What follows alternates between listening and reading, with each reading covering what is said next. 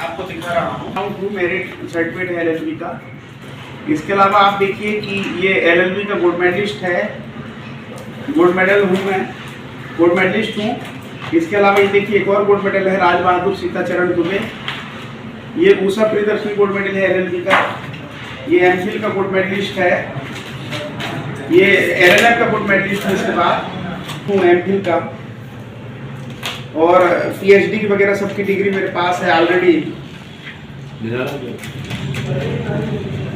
पुस्तक है। इसके अलावा भारत में अनुसूचित जाति जनजाति कानून से भी रिलेटेड पुस्तक है, भारत में बालकों के मानवाधिकार से भी रिलेटेड पुस्तक है। ये पुस्तक है directive principle of state policy, राज्य के नीति निर्देशन पर भी पुस्तक है। रहा हूँ सब मेरी पुस्तक है टोटल, और 2 ट्रंक बाहर पड़ा हुआ है, आप तो देख ही रहे हैं, उनको भी आप देख लीजिए। और वो 2 पुस्तक है, पुस्तकों से भरा हुआ है। ये अम्बेडकर पर पुस्तक है।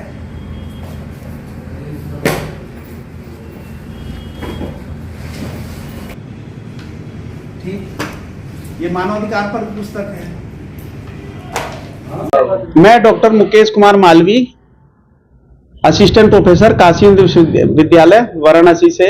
मैं असिस्टेंट प्रोफेसर हूँ विधि संकाय में। सर, आज किस लिए कॉन्फ्रेंस रखा गया, उद्देश्य क्या है कॉन्फ्रेंस का? आज का कॉन्फ्रेंस रखने का मुख्य उद्देश्य जो है 2023 की जो वैकेंसी है बीएचयू की, उस वैकेंसी को 15 और 16 मार्च 2024 को उसका प्रेजेंटेशन और इंटरव्यू लिया, जिसमें उन्होंने वर्ग आधार पर भेदभाव किया और अकादमिक आधार पर भेदभाव किया, साथ ही सीनियरिटी के आधार पर भेदभाव किया, जिसके कारण जो है मेरे जैसे योग्य व्यक्ति को जो है एनएफएस कर दिया गया प्रोफेसर पद पर, और असिस्टेंट प्रोफेसर पद पर भी मुझे नहीं, एसोसिएट प्रोफेसर पद पर भी मुझे नहीं लिया गया।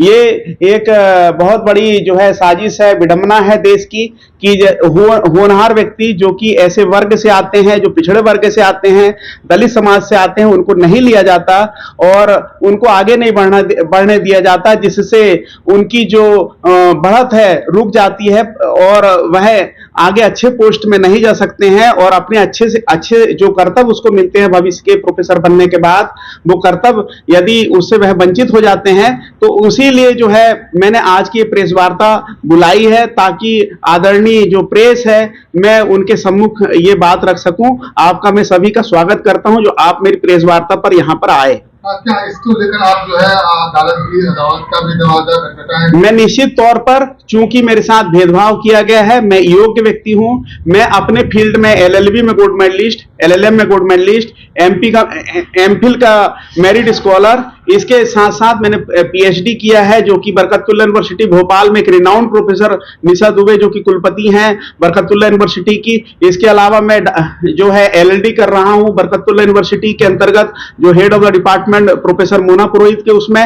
और इसके अलावा मैंने 510 रिसर्च पेपर लिखे हैं जो ऑल इंडिया में शायद किसी के पास ना हो, और मैं तो ये कहता हूं कि पूरे विश्व में किसी के पास इतनी जो है योग्यता नहीं होगी जितनी योग्यता मेरे पास है।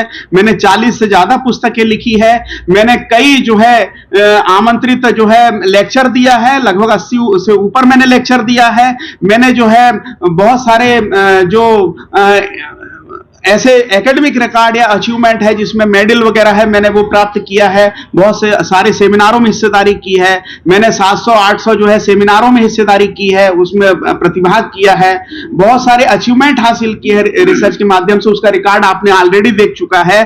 तो मैं चूंकि इतना पारंगत हूं, तो मैं आज बहुत दुखी हूं, मेरी आत्मा रो रही है, मैं बिल्कुल प्रताड़ित हूं इस विश्वविद्यालय से।